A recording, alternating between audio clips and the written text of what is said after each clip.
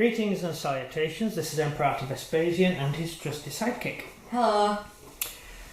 We have before you a squadron of T28C Soviet tanks, which were, well, heavy tanks. Technically they would be classed as medium tanks for generic World War II, although the Russians did class them as heavy tanks. It was Russia's first attempt really to come up with a sort of medium tank, you know, what we would today call a medium tank.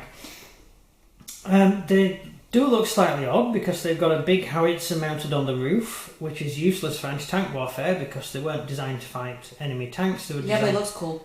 Yeah, they were designed to fight breakthrough enemy defences. So it's for taking out pillboxes and gun positions. The big gun on top, this thing. And it has two machine guns in turrets at the front, which will machine gun around and take down enemy infantry, and it's got a machine gun in the hull for protection. Quite similar to some of the early tanks, the A1 Crusader tanks had turrets at the front exactly the same as this, so it's pretty much the same as a British design, early war British tank, although this predates the British tanks by quite a while. Not that the British tanks were copies of this, it's just they kind of figured that putting machine guns in turrets was a good idea. In reality, the guy manning the turret will be gassed by his own machine gun, by the fumes coming off from the machine gun, and they were quite hard to use. But anyway, it's still there. We have four, and the reason we have four is we have two painted up in winter colours and two painted up in summer colours. I don't know if that's a brilliant idea, but that's what we did at the time. Like, basically it means you could use it in the winter war and use it in the ordinary war. Yeah, I didn't really see a situation where we would be actually using more than two T28s on a bolt action battlefield. Unless you're in a campaign and you're unbelievably rich. Yeah, I didn't really see us doing that. I mean, a T35 costs 270. Yeah, they're quite expensive. This is a T28, which is 165. And there's a pause for a T35. Yeah. They were designed... Can you pass me a T28?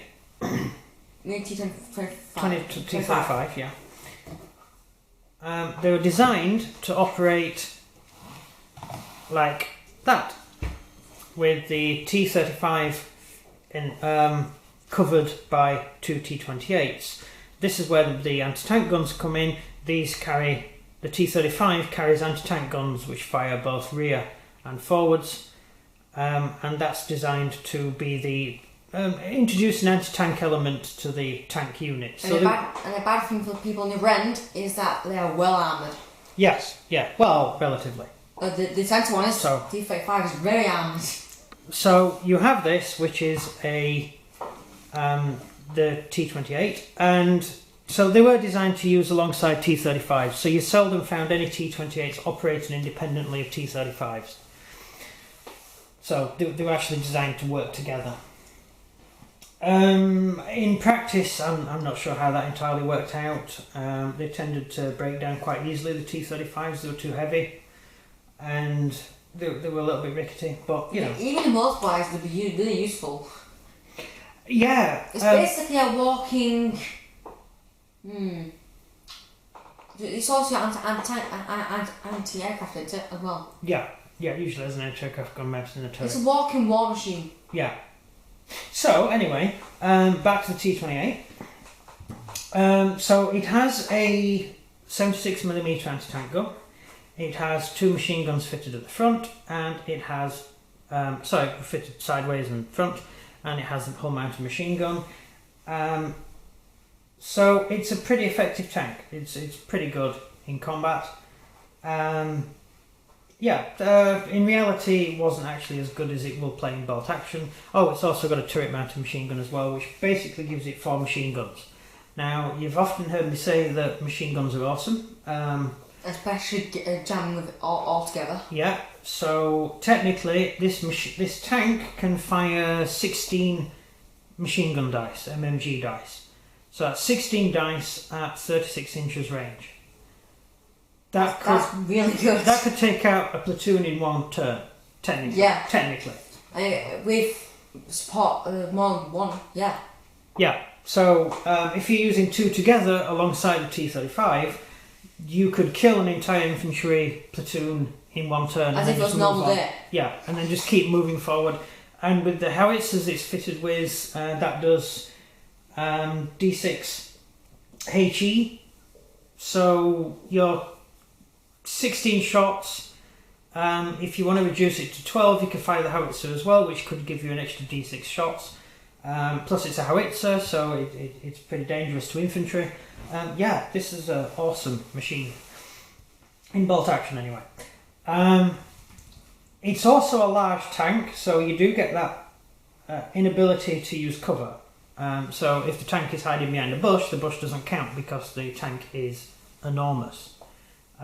So it can get hit anyway. It's fitted with a howitzer, and howitzers, the howitzer on the T28 was a 76mm howitzer, 76mm .2 howitzer, and that was designed to fire smoke. So you can use it to fire smoke if you want. I'm not sure if that is actually in the rulebook. I think only mortars fire smoke, don't they? Yeah, mortars do fire smoke, yeah. So I don't know if that's sure only true. They did carry smoke rounds, so you can do that. I think most howitzers fired smoke anyway, but it really depended on who made it. I think there's a general rule in bolt action that your heavy guns fire smoke, your mortar howitzer type stuff. They told me that before in the game we did. Yeah, because mostly they did, although in reality some never fired smoke, some simply never had a smoke round made for them. So it's a general rule in bolt action, whereas in reality you really need to look it up to see if they did. The British had a tank, the Crucible, I can't remember what it was now. The British had a version of the CS, the Crusader CS, and I think it's Crusader CS. I might have been a Matilda CS, I'm not sure. But there was a British tank which had a massive gun on it, but it couldn't actually fire anything other than smoke. Because the ship, but in the rules, it's got a gun that can fire anti-tank, but in reality, or HE, it couldn't fire HE because it never had any HE shells issued. But I've said this before about Shermans. Shermans only had one anti-tank round. So it doesn't matter if your Sherman, in the rules, can take on whatever it wants. In reality, the Shermans only carried one anti-tank round anyway. So it's academic. Likewise with these guys, they only actually carried 4 bunker busting rounds, which were the sort of high explosive round designed to penetrate bunkers, and they only carried 4 in each tank. And for the Russian army, that means they only had 4 for the duration of the campaign. So pretty soon you're going to run out of them. So you just got a standard howitzer which fires a fragmentation shell, which just a high explosive fragmentation round. Not so good at taking down bunkers and stuff. But in the rules, it's classed as a howitzer, so why worry too much about it? Just interestingly, a historical point. And the other downside to the tank is its speed is reduced, so it doesn't move as fast as other tanks would move. Because it is a very slow tank. That is a kind of downside to it. I'm just checking with you. Yeah, the normal speed for tracked vehicles is 9 inches. This tank is reduced to 6. Because it's a heavy vehicle. Because it's a big heavy vehicle, and it took a while to turn. Because the length of the vehicle is so long that when you start to turn the tank, you're actually churning up ground underneath you, and you're riding on your own divots. Basically, that you're digging in the ground. It's very hard to turn the tank to get it to move, and it's also very slow because it's got a huge amount of track and weight that it's carrying with it. Technically, plus the crew. Yeah, technically, it's an armour 9 plus tank. So light tank is a 7 plus, a heavy tank is medium tank is a 9 plus. And a heavy tank is a 10, and so forth, and so on and so forth. However, by the first days after the first days of the Finnish War, they upgraded the tanks with an extra steel plate, a centimetre thick steel plate at the front, and extra armour to the turret. This technically meant that this tank began the war with the same armour as a Tiger tank, as a 1942 Tiger tank, making it the most heavily armoured tank in the world, bar the KV, the KV-1 and the KV-2, which had the equal amounts of armour to the Tiger tank as well. So it is very heavily armoured, front-wise. Side-wise, in reality, its armour was more down to maybe even a light tank, but it is classed as a medium tank, so there you go. Just take it as a medium tank, and after all, if you start using this as a light tank, people would laugh at you. So that's it, really. I can't really think of anything historical-wise. You any questions? I've got a question about tactics. Tactics, okay. Go on. And my tactic for these is to use them on flanks. Really? Yes.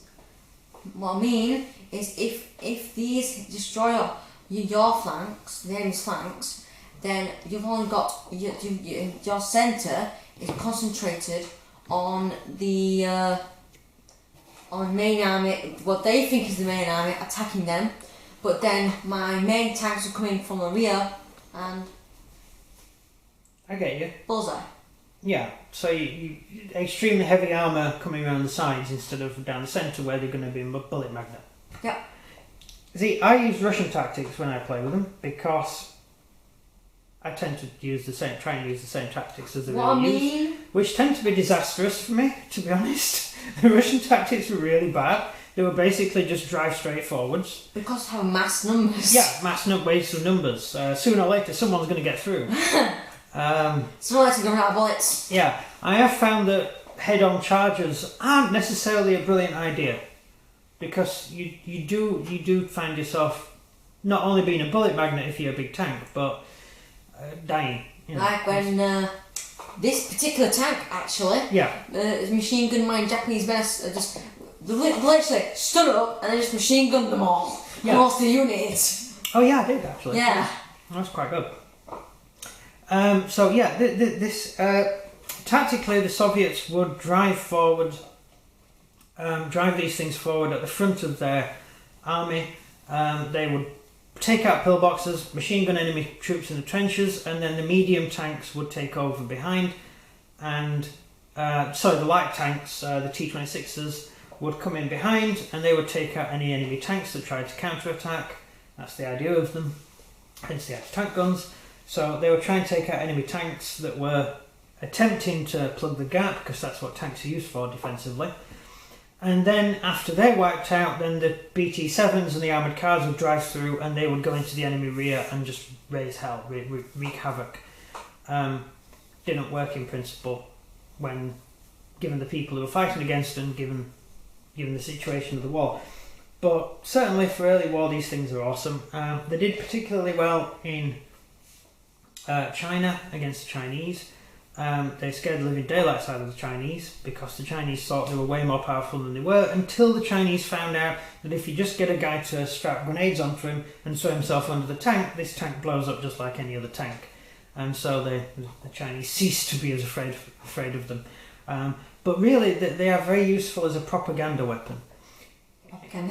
Yeah, if you see something like this driving towards you, or see something like a T-35, which is even more scary, which I'm going to do a video on next. What I would do is put my hands up and surrender. Yeah, it looks terrifying, like a Tiger tank. Most of the power of a Tiger tank isn't really its gun or its armour, it's the fact it's terrifying. It's huge! Yeah, the soldiers used to go to the toilet in their underpants when they saw it, and I'm not making it up, it was a thing called tiger shock. It was a mental illness suffered by tank crew. Oh yeah, and some people, even when it went Tiger, but they thought it was Tiger. Oh yeah, most often it wasn't. Yeah. But they thought German tanks never drove around looking like German tanks on the battlefield. They were always covered in trees and bushes and stuff. They were very well camouflaged. Did they ever watch Space Nine Battalion? Yeah. Oh yeah, disguised in all Canadians fighting the Japanese, isn't it? I think. I don't really know if the Canadians. I think the Canadians, aren't they, on Anzacs, the Saturday Night Battalion? I think I've read the book. Might be Canadians then. I think the Canadians. It's not explained in the film. I think they're the... Oh, hang on. It's just, they're an this is engineering the unit. battalion. Yeah, they're I think they're an engineering battalion, aren't they? From the book? I'm not sure. The film. I'm trying to think of the film. What happens in the film? They're there. Oh! And then I guess the binoculars guy gets his throat slit at the very beginning, and then it begins. Yeah, they're looking out for the Japanese. They're in the woods. They're in the jungle, and they're watching out for the Japanese. And there's actually a Japanese soldier stood behind them, and they think he's a bush. What do you know? I saw it. Yeah, I know what you mean. I remember that now. Yeah, it's like a horror movie. It's actually a good film. Yeah, it actually is. I'm not watching again until night. And yeah, so Tigers and German tanks were the same. German tanks would disguise themselves as much as possible because they were bullet magnets. so they used to do everything they could to hide the fact they existed. And there's a fallacy as well about putting logs on the side of your tank.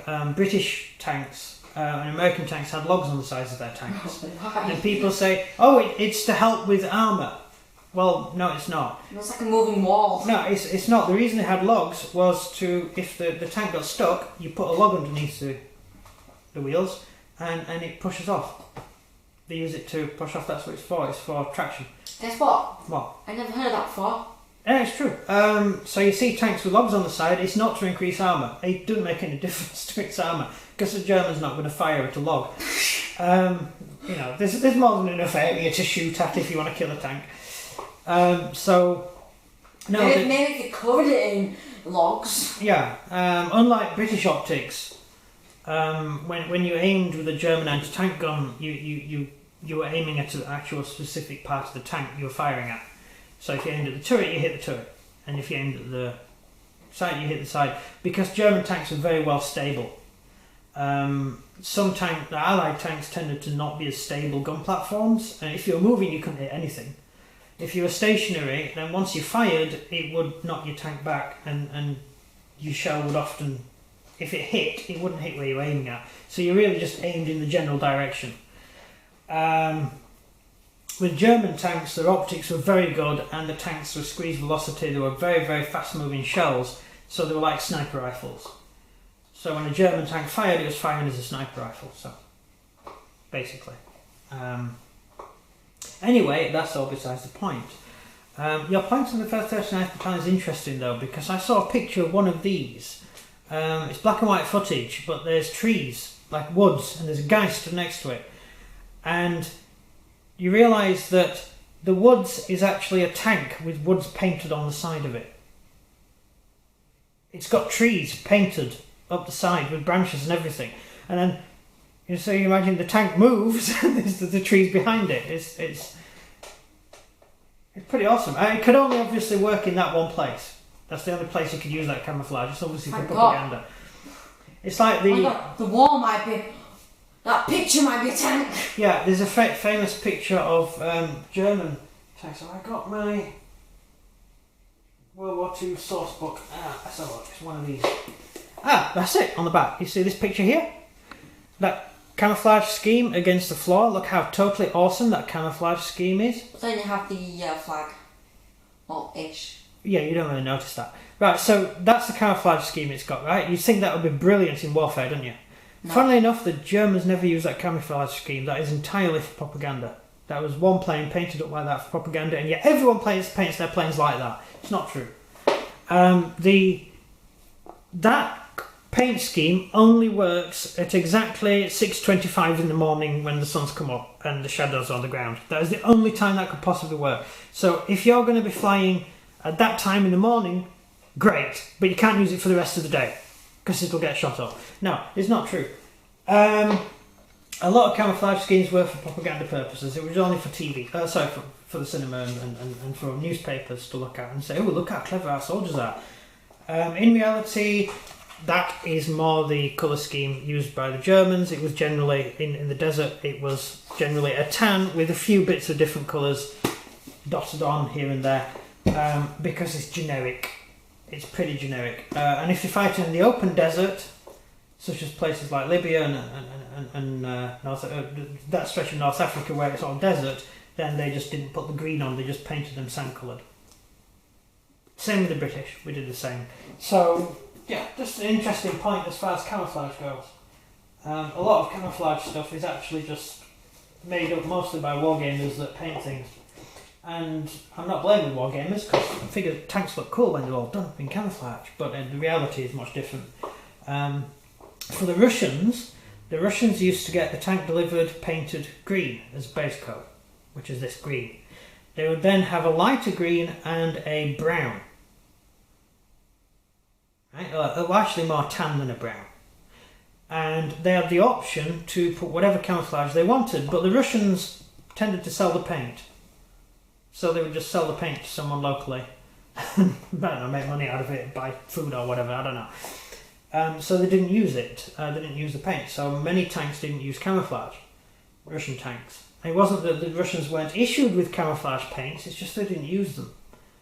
Because it was probably just easier just leaving your tank green. I don't know, I never really looked into it. But with the German tanks, all German tanks arrived yellow, which was their standard colour, that's how they came out of the factory. And the tank crews got a tin of green paint and a tin of red paint, like rust red. And it wasn't as the same colour tin. What we used to do years ago, we used to get a World War II vehicle, and it would be knackered, and you'd do it up and make it look like it was there. And the idea was you open the glove box, and the paint colour scheme inside the glove box was the colour scheme of the vehicle. It was the original colour scheme of the vehicle. So try that next time you're at a museum. Just climb inside and have a look inside the toolbox to see what the original colour was. And that's a pretty good indicator. Anyhow, we've done tactics, haven't we? Yeah. We've done historical stuff. Camouflage. Yeah. It's a shame that, because the Russians would look cool if you did them all camouflage, but it wouldn't be historically accurate. The Russian tanks going into Poland were painted with brown. Did you know that? No. Yeah, I assume were the British with the wooden logs? No, it was autumn, and they added brown, sort of brown stripes for because it just blended in better. Most camouflage was not actually from the battlefield; it was to hide you from aircraft, so that's why. It's quite interesting, but no one cares. There we go. So over to you for our ending bit. Okay, so if you just please like and subscribe, and comment down below what you think of the T28s. Is it T28s? Yeah, these T28Cs, which means it's got the armour plate. And whose tactic is better, mine or Imperator's? That's everything. I think it's yours, because I always lose with them. How so far? I'm winning. Whenever I've tried a frontal assault, the Soviets tend to lose, because it just doesn't work. The Soviet frontal assaults don't work. Right, I will now fire my tanks. 1, 1, 1, 1. I'm doing great. Oh, that too, yeah.